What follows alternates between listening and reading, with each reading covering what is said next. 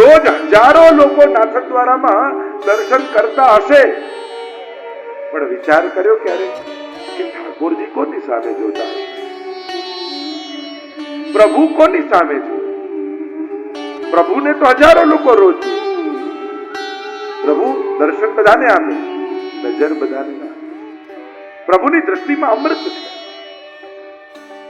બને ને તો જયારે પણ શ્રીનાથજીના દર્શન કરવા જાઓ, ગમે તેટલી ભીડ હોય, અને તમને જો એમ ઈચ્છતા હો કે ઠાકોરજી મારી સામે જુએ, તેનો સરળ ઉપાય એ જ છે કે જ્યારે તમે ઠાકોરજીની સન્મુખ આવો ત્યારે તમારા મુખથી શ્રી વલ્લભ શ્રી વલ્લભ શ્રી વલ્લભ આવું બોલવાનું શરૂ કરી દેજો, તો હજારોમાં ઠાકોરજી તમને ગોતી અને તમારી સામે દ્રષ્ટિ કરશે. અને જેના મુખમાં શ્રી વલ્લભનું નામ છે, શ્રીનાથજી એ વ્યક્તિને ગોતી લે છે, એ વૈષ્ણવને ગોતી લે છે. એટલું પ્રિય નામ શ્રી વલ્લભનું મહાપ્રભુ ઠાકોરજી છે. પણ પ્રભુ દ્રષ્ટિ બધાને ના આપે, દર્શન બધાને આપે. દ્રષ્ટિ કોના ઉપર પડે? પ્રભુ કેવા જીવ ઉપર પડે? અને જે દિવસે પ્રભુની દ્રષ્ટિ તમારા પર પડે ને, એ દિવસે તમારી સર્વ મનોકામનાઓ પૂર્ણ થઈ. એટલે ઘણા લોકો એમ કહે ને, આજે ઠાકોરજીએ મારી સામે જોયું. આપણે એમ કહીએ કે આપણું કાર્ય થાય ને, પ્રભુની કૃપા દ્રષ્ટિ પડી મારા ઉપર. આપણે એમ કહીએ જયારે આપણા મનોરથો પૂરા થાય. અને ભક્તો પણ ગાતા કહે છે, યશોદાજી તો એટલા રાજી થઈ ગયા, હા હા જરૂર અહીંયા બેસો. અને વાતે એવા વળગ્યા, અને વાત કરતા કરતા યશોદાજીને કઈ ગૃહ કાર્ય યાદ આવ્યું, અને ઘરનું કામ યાદ આવ્યું, એટલે લાલનને લીધા અને પૂતનાની ગોદમાં આપી દીધા, અને કહ્યું થોડી વાર સાચવજો ને, હમણાં મારું ગૃહ કાર્ય કરીને આવું છું. પૂતનાને તો જે મોકો જોઈતો હતો મળી ગયો. લાલન ગોદમાં છે, ચારે બાજુ નજર કરી, ક્યાંય કોઈ જોતું નથી, અને પોતાના સ્તનપાન કરાવ્યા. ભાગવતજીમાં કહ્યું, દાત્રોચિતામ તતોન્યમ કંબા દયાલુ શરણમ વ્રજે. પ્રભુ તો કેવા કૃપાળુ છે, વિષપાન કરાવનારી પૂતનાને પણ ભગવાને માની ગતિ આપી.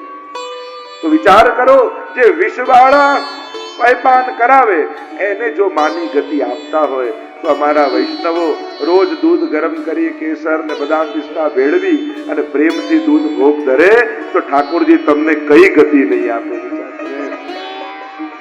એવા અમારા પ્રભુ છે. સ્તનપાન કરાવવા લાગી, અને પ્રભુએ તો પ્રાણોના કર્ષણ કરવાના શરૂ કર્યા. સામુંચ મુંચ મિતિ પ્રભાષિણી, છોડ છોડ કરીને જોર જોરથી અવાજ કરવા લાગી. પૂતના મૂળ રૂપમાં આવી 6 કોસ લાંબી થઈ ગઈ, અને ભગવાને પ્રાણોના કર્ષણ કરી દીધા. જોરથી અવાજ થયો, વૃક્ષો તૂટીને પૂતના ઉપર પડ્યા, અને બધા જ દોડતા દોડતા આવ્યા. જુએ તો વિકરાળ પૂતના ઉપર નાનકડા બાલકૃષ્ણ રમી રહ્યા છે. દોડતા દોડતા યશોદાજીએ જઈને છાતીએ ચાપી લીધા ઠાકોરજી. અરે આ રાક્ષસી ક્યાંથી આવી ગઈ? વિકરાળ રૂપ જોયું, માનો પોતાની ચિતા તૈયાર કરીને પડી છે. અને વ્રજવાસીઓએ અગ્નિ સંસ્કાર કર્યા. કહેવાય છે કે જ્યારે પૂતના બળી, અવિદ્યા પૂતના નષ્ટા ગંધ માત્ર અવશેષિતા. ગંધ માત્ર અવિદ્યા એટલે કે એના શરીરમાંથી ચંદનની સુગંધ નીકળી અને આખા વ્રજમાં વ્યાપી ગઈ. કહ્યું કે આટલી અવિદ્યા તો ભક્તિમાં જોઈએ. હું ઠાકોરજીનો અને ઠાકોરજી મારા છે. આટલી હમતા મમતા તો જોઈએ, તો જ ભક્તિ થઈ શકે. અને આમ અવિદ્યા રૂપ પૂતનાનો ઉદ્ધાર થયો. પૂતના કવચ દ્વારા પ્રભુની રક્ષા કરી છે. અને આગળ વિવિધ પ્રકારની લીલાઓના વર્ણન આવ્યા. સુખદેવજી ની આગળ પરીક્ષિત મહારાજ કહે છે, પ્રભુની લીલા શ્રવણ કરવામાં મને અતિ આનંદ આવી રહ્યો છે. આવા ત્રિલોકના નાથ પરમાત્મા બાળક બનીને બ્રજમાં કેવી કેવી લીલાઓ કરે, મને હજી પણ પ્રભુની લીલાઓ સંભળાવો. સુખદેવજી કહેવા લાગ્યા, એક વાર યશોદાજી દોડતા દોડતા આવ્યા. બાબા બાબા બાબા બધાઈ હૈ બધાઈ હૈ. बाबा ने कहा, कहा हुआ क्या हुआ? अरे बहुत आनंद के समाचार है, आप सुनोगे तो नाचने लगोगे, आप सुनकर बहुत प्रसन्न हो जाओगे. और हुआ क्या? શું થયું છે? યશોદાજીએ કહ્યું, આપણા લાલને પડખું ફેર્યું. જો આ વૈષ્ણવને તો ઉત્સવ કરવાના બહાનાઓ જોઈએ. આજે આનો જન્મદિવસ છે તો મંડળ બોલાવો, કીર્તન કરાવો, પ્રસાદ લેવડાવો. જેનું મન મનોરથોને ગોતતું હોય ને, એ જ વૈષ્ણવનું મન. વૈષ્ણવે મન મનોરથ વગરનું નહીં રહેવા દે. કારણ કે જેના મનમાં મનોરથો નથી રહેતા એ મન શુષ્ક થઈ જાય છે, એ ભોગોનો વિચાર કરે છે. અને એટલા માટે મનોરથોથી સમૃદ્ધ રહેવું. અહીંયા બધાને આમંત્રિત કર્યા છે, સુંદર સુંદર સામગ્રીઓ બનાવી છે, અને બધા કામમાં વ્યસ્ત હતા. એટલે શકટ હતું, ગાડું હતું, એની નીચે પારણું બનાવીને લાલનને પધરાવી દીધા. અને બધા પોતપોતાના કાર્યમાં વ્યસ્ત થઈ ગયા. ઘણી વાર એવું થાય, પ્રસંગ ઠાકોરજી નો હોય ને ઠાકોરજીને જ ભૂલી જઈએ આપણે લોકોને સાચવવા. રખાવ્યો સત્સંગ હોય, પણ જેને રખાવ્યો હોય તો એક એક પાઠ બેસીને ન કરી શકે. એ તો આવો ભાઈ આવો બહેન સાચવવામાં વ્યસ્ત થઈ ગયા. અને આપણે પણ લોકોએ પણ ધ્યાન રાખવું, જ્યારે પણ કોઈના ઘરે પણ અલૌકિક પ્રસંગે ગયા હોઈએ ત્યારે લૌકિક વ્યવહારની અપેક્ષા ક્યારે નહીં રાખવી. અને તમે જો લૌકિક વ્યવહારની અપેક્ષા રાખવા જશો ને તો જેને અલૌકિક કરવું છે એ લૌકિકમાં ફસાઈ જશે. બને તો જેને ત્યાં કોઈને ત્યાં પણ ઠાકોરજીના મનોરથ માટે, કથા માટે, સત્સંગ માટે, પાઠ માટે, કીર્તન માટે, અલૌકિક કાર્ય માટે જ્યારે કોઈને ત્યાં જાઓ ત્યારે લૌકિક વ્યવહારની આશા ન રાખો. પછી ત્યાં જે રીતે ભગવદ નામ લઈ શકાય એનું ચિંતન કરો. લૌકિક વ્યવહારની અપેક્ષા રાખવાથી આખું વાતાવરણ લૌકિક બની જાય. પછી એ લૌકિક સાચવવામાં જ લાગી જાય. અને આપણે કારણે કોઈનું ભગવદ નામ છૂટે તો એ દોષ આપણને લાગે. બને તો એ રીતે રહેવું કે આપણે કારણે કોઈના ભક્તિમાં વિક્ષેપ ના આવે. અમુક ભંગને દોષ કયા છે. આપણે નિંદ્રા ભંગ, ભોજન ભંગ, એકાંત ભંગ, એમ ભજન ભંગ પણ દોષ છે. ભોજન ભંગ, કોઈ ભોજન કરતું હોય ત્યારે એકદમથી કોઈ એવી વાત નહીં કરવી કે અડધું ભોજન મૂકીને ઉભો થઈ જાય. તો બહુ જ જરૂરી ન હોય તો એ કરી લે ને પછી વાત કરે. ભોજન ભંગ દોષ છે. એકાંત ભંગ દોષ છે. કોઈ એકાંતમાં બેઠું હોય તો એકદમથી એનું એકાંત ભંગ નથી થતો. આપણે ત્યાં ખોખારો ખાઈને જઈએ, અવાજ કરીને જઈએ, સીધો એનો એકાંત ભંગ ન કરીએ. નિંદ્રા ભંગ પણ દોષ છે. કોઈ સૂતો હોય એકદમથી એને નથી ઉઠાડતા.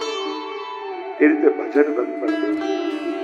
બને તો કોઈ ભક્તિ કરતું હોય, કોઈ સેવા કરતું હોય, કોઈ પાઠ કરવા બેઠું હોય, કોઈ કીર્તન કરવા બેઠું હોય, બને તો બહુ જરૂરી કાર્ય ન હોય તો એને ત્યાંથી ઊભા થવું પડે એવી વાત નહીં કરે. બહુ જ જરૂરી ન હોય. ભજન ભંગ પણ દોષ. અહીંયા પ્રભુના કાર્યમાં બધા લાગ્યા છે, પણ પ્રભુ બલ્લામાં ગાડા નીચે છે. અને જેટલી જેટલી સામગ્રીઓ બનતી જાય બધા રસો ગાડાની ઉપર એના માટલા ગોઠવતા જાય. આધ્યાત્મિક અર્થ એ કર્યો. શકટ એટલે સંસાર, બંને પૈડા સ્ત્રી અને પુરુષ. અને સંસારમાં રસોને ઉપર ને ભગવાનને નીચે રાખે, ભગવાનને ગમે. શકટાસુરે પ્રવેશ કર્યો, પ્રભુએ ચરણનો પ્રહાર કર્યો, શકટ તૂટ્યું અને બધા જ રસો ડોળાઈ ગયા. બધા દોડતા દોડતા આવ્યા. અરે મારા લાલનને કઈ થયું તો નથી ને? યશોદાજી દોડતા જઈને લાલનને ગોદમાં લઈ લીધા.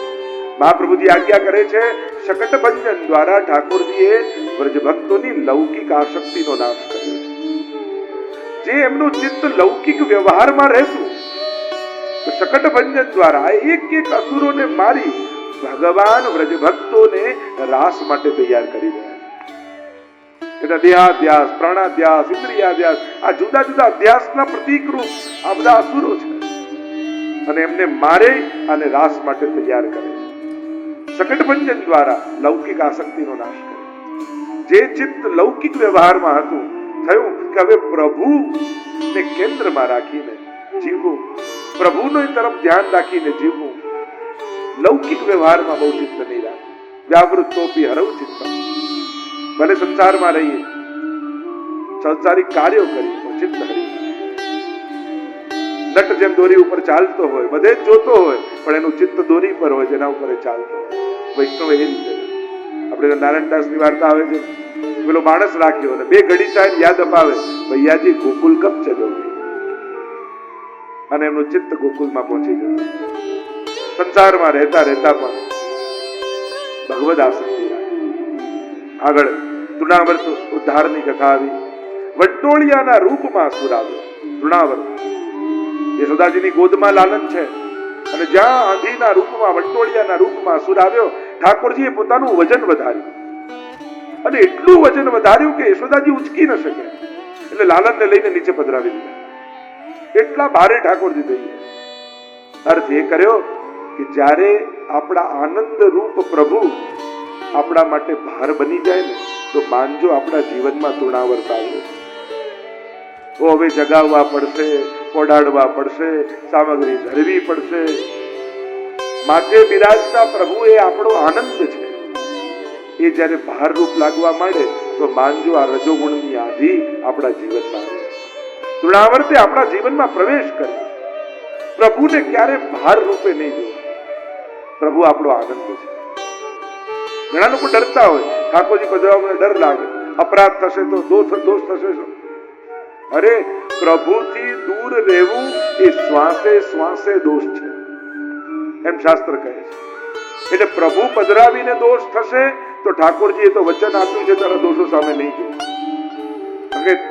એ થતા દોષોમાં બચાવનારો તમારા ઘરે છે, પણ જેના ઘરે બચાવનારો જ નથી તો એને બચાવશે કોણ?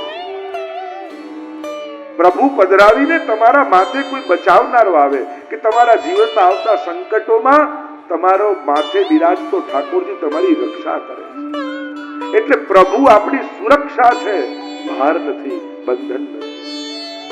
અને એટલા માટે જે ઠાકોરજી પધરાવે ને એને તો નિશ્ચિત થઈ ગયું, મારા માથે ઠાકોરજી બિરાજે, મારે બધેથી પાર. લોકો અલૌકિક કરવામાં નેગેટિવ થઈ જાય અને લૌકિક કરવામાં એટલા પોઝિટિવ હોય. ધંધો કરવો હોય કે એક દુકાન ખોલીશ ને પછી બે કરીશ ને પછી બધે બ્રાન્ચ ખોલીશ, એટલો આશાવાન હોય. અને સેવા પધરાવાનું કહીએ ને તો સૌથી પહેલું શું યાદ આવે? પણ સૂતક પડશે તો. હવે આટલું સારું કામ કરવા જાવ છે એમાં કોઈના મરવાનું ક્યાં વિચાર કરો? બધાનું સચવાઈ જાય છે તો તમારું સચવાઈ જશે. કોઈનું અટકતું નથી. જો જેના માથે ઠાકોરજી બિરાજ્યા, અહીંયા કેટલા લોકો છે, કોઈને વાંધો આવે, રસ્તો નીકળી જ ગયો. તમારો પણ રસ્તો નીકળી જશે. કરશો તો બધું થઈ જશે, પણ વિચાર્યા કરશો તો જીવન જતું રહેશે. ક્યારે કરશો? કયા દિવસની અનુકૂળતાની રાહમાં બેઠા છો કે આખું ગામ ભેગું મળીને આવશે એક દિવસ ઘરે ને એમ કહેશે હવે તમે સેવા પધરાવો, અમે કોઈ તમને ડિસ્ટર્બ નહીં કરી. ત્યારે પધરાવો. શરીર ચાલે છે ને ત્યારે કરી લો, કારણ કે પછી શરીર સાથ નહીં આપે તો કઈ નહીં થાય. અને એટલા માટે યુવાની છે, ઉત્તમ રીતે શરીર ચાલે છે તો સત્કર્મો કરી લો, પ્રભુનું ભજન અને ભક્તિ કરી લો. આ શ્રેષ્ઠ સમય છે. યાત્રાઓમાં જઈ આવો, કથાઓ મનોરથો કરી લો. હમણાં શરીર ચાલે છે તો દોડાદોડી કરીને બધું જ થઈ જાય અને પછી કઈ નહીં થઈ શકે. અને એટલા માટે અનુકૂળતાઓની પ્રતીક્ષા ન કરો, કરો પ્રભુ અનુકૂળતા કરી આપે. ઠાકોરજીનું કાર્ય કરો, ઠાકોરજી જ રક્ષક છે. અને જેના ઘરે બચાવનારો આવી ગયો હોય એને પછી શું ચિંતા કરવાની? બચાવનારો નથી એને ચિંતામાં રહેવાનું. ઠાકોરજી છે એને ચિંતા નહીં કરવાની. એટલે તમને તો બચાવનારો છે, જેના ઘરે નથી એને ચિંતા કરવાની. અહીંયા તૃણાવર્તનો ઉદ્ધાર કર્યો. આગળ અનેકવિધ પ્રકારની લીલાઓના વર્ણન આવ્યા. પ્રભુ વિવિધ પ્રકારની લીલાઓ કરી ભક્તોના ચિત્તનો નિરોધ કરી રહ્યા છે. વસુદેવજીએ ગર્ગજીને મોકલ્યા છે અને કહ્યું જાઓ મારા બાળકોનું નામકરણ કરીને આવો. ગોકુલમાં મારા બંને બાળકો છે. ગર્ગજી આવ્યા છે. આ ગર્ગજીએ ગર્ગ સંહિતા લખી છે. મને તો જેમ ભાગવતજીનું જે અધ્યયન કરતા હોય અને કૃષ્ણ ચરિત્રને વધારે જાણવા માંગતા હોય એને જીવનમાં એકવાર ગર્ગ સંહિતા પણ વાંચવી. ખૂબ સુંદર વર્ણન પ્રભુની લીલાઓના કર્યા. એમ તો હરિવંશ પુરાણ અને ગર્ગ સંહિતા આનું પણ પાઠન કર્યું. પ્રભુના ચરિત્રોના અવગાહન કરવા ગર્ગજી આવ્યા છે.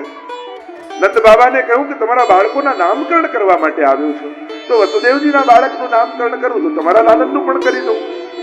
નંદ બાબા કહે પણ તમે કંસ રાજાના પુરોહિત છો, અમારા બાળકોના નામકરણ કરશો તો એ નારાજ થશે. ગર્ગજી કે કોઈને ખબર નહીં પડે તે નામકરણ કરીશું. ગૌશાળામાં જઈને આપણે કરીશું. અને બીજા દિવસે ગૌશાળામાં બધી જ તૈયારીઓ કરી છે. આપણે ત્યાં 16 સંસ્કાર છે. આ નામકરણ આદિ પણ 16 સંસ્કારમાં આવે અને 16 પ્રકારના સંસ્કાર કરવામાં આવે. નામકરણ વિધિ કરવાની તૈયારી કરી છે. યશોદાજી અને રોહિણીજી બંને તૈયાર થઈને બેઠા છે. દાઉજી અને પ્રભુને લઈને ગોદમાં બિરાજમાન થયા છે. નંદ બાબા બધી વિધિ વિધાન કરી રહ્યા છે અને નામ પાડવાનો સમય આવ્યો. સૌથી પહેલા દ્રષ્ટિ પડી દાઉજી ઉપર.